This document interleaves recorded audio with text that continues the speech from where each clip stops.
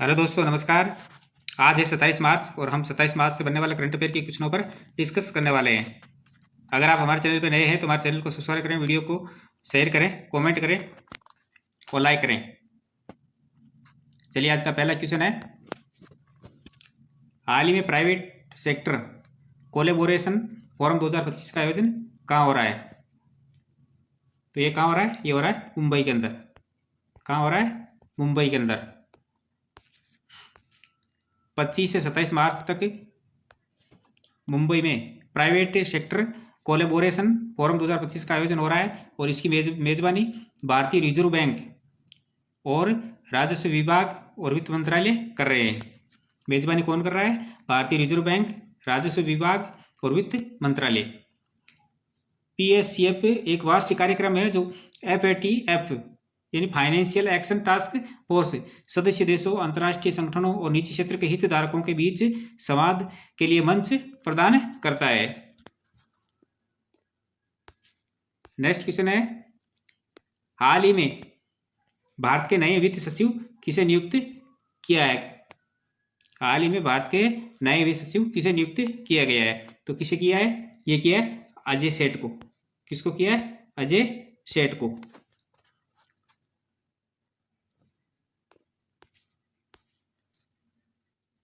24 मार्च को 1987 बैच के कर्नाटक कैडर के IAS अजय सेठ भारत के नए वित्त सचिव बने। कौन बने? अजय सेठ भारत के नए वित्त सचिव बने। वे पूर्व वित्त सचिव तुहिनकांत पांडे की जगह लेंगे। वे वित्त सचिव तुहिनकांत पांडे की जगह लेंगे, जो हाल ही में सेबी के चेयरमैन नियुक्त हुए हैं। अजय सेठ को 2013 में प्रधानमंत्री प्रशासकीय उत्कृष्टता पुरस्कार से सम्मानित किया जा चुका है। 2013 के अंदर प्रधानमंत्री प्रशासकीय उत्कृष्टता पुरस्कार से भी सम्मानित किया जा चुका है। नेक्स्ट क्वेश्चन है, हाल ही में 24 मार्च को नई दिल्ली में विश्व टीबी दिवस 2025 शिखर सम्मेलन का आयोजन किया गया। इस वर्ष की थीम क्या थी? इस वर्ष की थीम क्या थी? इस वर्ष की थीम थी yes we can end TB, commit, invest and deliver. Yes we can end TB, commit, invest और डिलीवर। 2021 की द क्लॉक इज टिकिंग और 2022 की invest to end TB, save lives और 2023 की थी yes we can end TB और ये भी 2025 की है, ये है yes we can end TB, commit, invest and deliver. Next question है, 24 मार्च को नई दिल्ली में विश्व टीबी दिवस 2025 शिखर सम्मेलन का आयोजन किया गया और इस साल के आयोजन की थीम थी yes we can end TB, commit, invest और डिलीवर। सम्मेलन का उद्घाटन केंद्रीय स्वास्थ्य एवं परिवार कल्याण मंत्री जगत प्रकाश नड्डा ने किया है। सम्मेलन का उद्घाटन किसने किया है? केंद्रीय स्वास्थ्य एवं परिवार कल्याण मंत्री जगत प्रकाश नड्डा ने। नेक्स्ट क्वेश्चन है, हाल ही में किस संस्था ने ड्रोन बेस्ड कॉर्निया ट्रांसफर की शुरुआत की है? किस संस्था ने ड्रोन बेस्ड कॉर्निया ट्रांसफर की शुरुआत की है? तो ये की है भारतीय चिकित्सा अनुसंधान परिषद, ये ICMR। किसने किया? ICMR ने। किसने किया? ICMR, भारतीय चिकित्सा अनुसंधान परिषद ने। 24 मार्च को ICMR ने ड्रोन बेस्ड कॉर्निया की शुरुआत की है। इसके तहत ड्रोन से सोनीपत के doctor Shroff charity eye hospital से कॉर्निया के उत्तकों को राष्ट्रीय कैंसर संस्थान एम्स इज्जर और उसके बाद एम्स दिल्ली तक सफलतापूर्वक पहुंचाया गया है। भारतीय चिकित्सा अनुसंधान परिषद जैव चिकित्सा अनुसंधान को तैयार करने, समन्वय करने और बढ़ावा देने के लिए भारत की सर्वोच्च संस्था है और इसका गठन 1911 के अंदर हुआ था। इसका गठन कब हुआ था? 1911 के अंदर। और जब इसका 1911 के अंदर इसका गठन किया गया तब इसे भारतीय अनुसंधान निधि संघ यानी IRFA के नाम से जाना था और 1949 में IRFA का नाम बदलकर ICMR कर दिया गया। नेक्स्ट क्वेश्चन है कि हाल ही में भारत की पहली स्वदेशी MRI मशीन परीक्षण के लिए किस केंद्र शासित प्रदेश में स्थापित की जाएगी। हाल ही में भारत की पहली स्वदेशी MRI मशीन परीक्षण के लिए किस केंद्र शासित प्रदेश में स्थापित की जाएगी? तो ये की जाएगी नई दिल्ली के अंदर। कहाँ की जाएगी? नई दिल्ली में।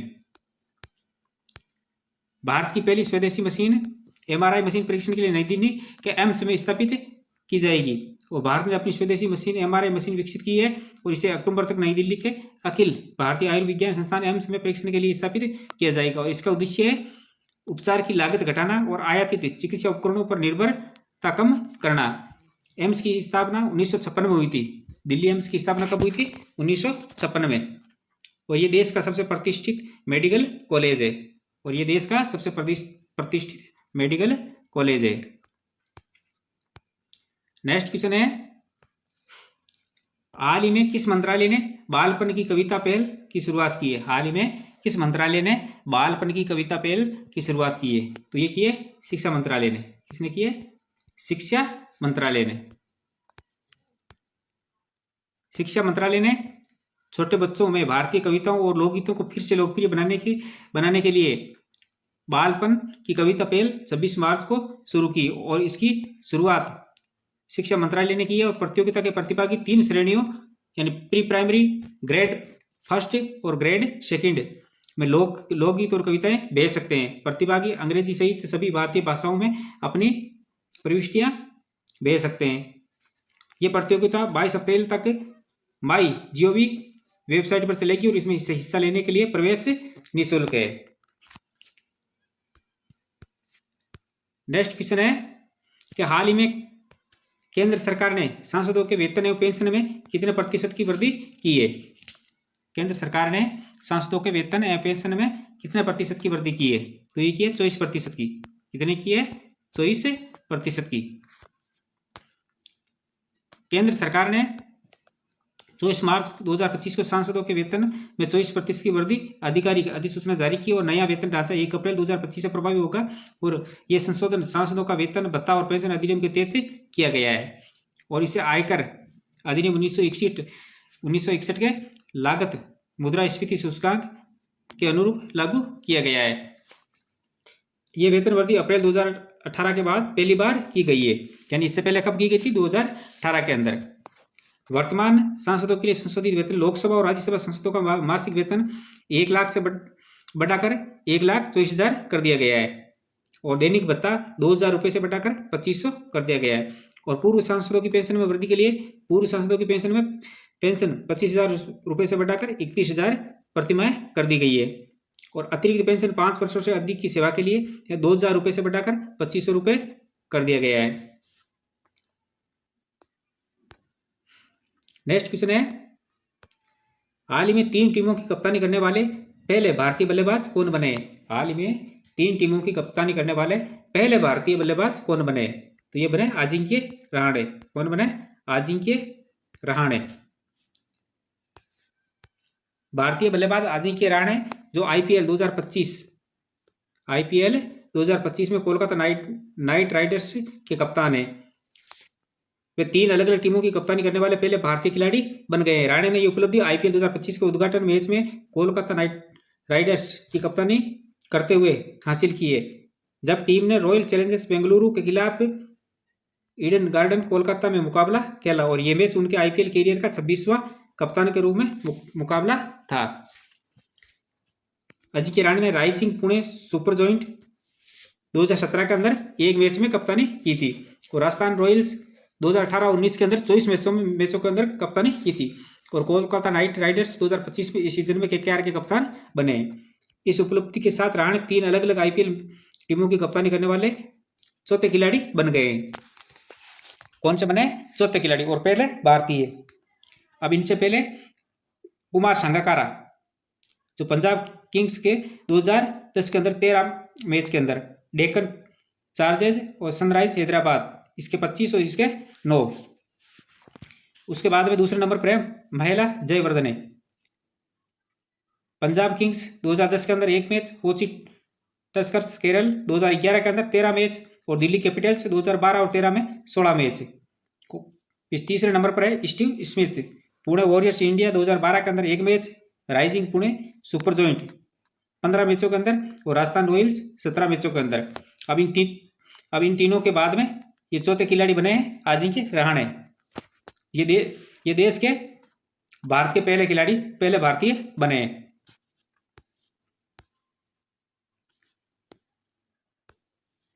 हाल ही में भारतीय नौसेना ने गोवा शिपयार्ड लिमिटेड जीएसएल में अपने दूसरे प्रोजेक्ट 1135.6 फॉलो ऑन ब्रिगेड के तहत किस युद्धपोत का जलावतरण किया है? तो किसका किया है? ये किया है तविष्या का। किसका किया है? तविष्या का। भारतीय नौसेना ने गोवा शिपयार्ड लिमिटेड जीएसएल में अपने दूसरे प्रोजेक्ट 1135.6 फॉलो ऑन ब्रिगेड तविष्या का जलावतरण किया और यह युद्धपोत हवाई, सतह और पनडुब्बी युद्ध अभियानों के लिए डिजाइन किया गया है। आत्मनिर्भर भारत पहल के तहत यह स्वदेशी युद्धपोत निर्माण में एक महत्वपूर्ण कदम है।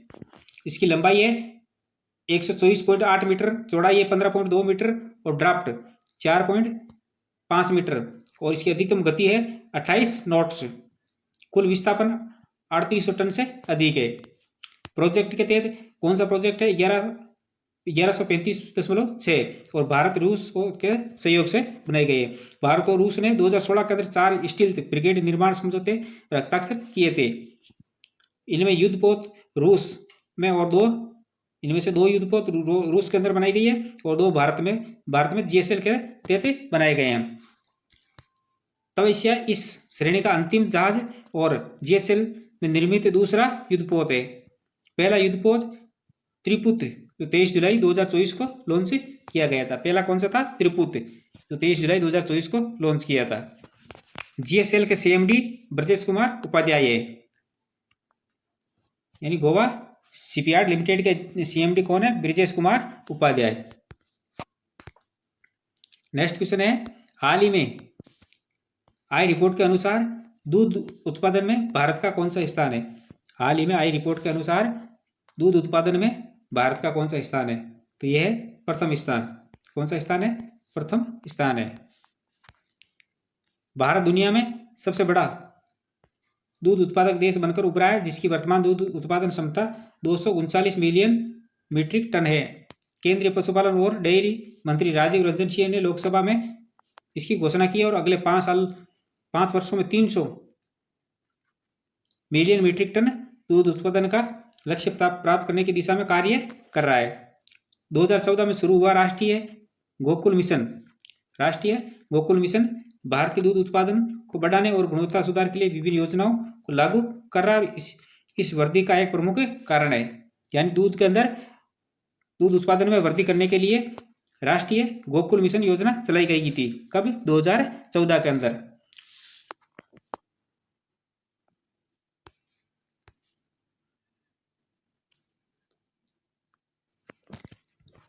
रिवीजन, हाल ही में उत्तर प्रदेश सरकार ने डॉल्फिन सफारी बनाने की घोषणा की है। हैक द फ्यूचर हैकाथॉन 2025 का आयोजन आईआईटी गांधीनगर में किया गया। भारतीय नवाचार इकोसिस्टम में तालमेल का निर्माण विषय पर राष्ट्रीय कार्यशाला का आयोजन गांधीनगर गुजरात के अंदर किया गया। तेलंगाना राज्य ने केंद्रीय अंगदान अधिनियम को अपनाने का प्रस्ताव पारित किया है और भारत ने इंग्लैंड के वोल्वरहैम्पटन में होने वाले 2025 पुरुष एवं महिला विश्व कप जीता है। जसप्रीत कौर खेलो इंडिया पैरा गेम्स में राष्ट्रीय पावर लिफ्टिंग रिकॉर्ड तोड़ने वाली पहली एथलीट बनी है। और हाल ही में पहला भारतीय फिल्म महोत्सव अमेरिका के अंदर शुरू हुआ है।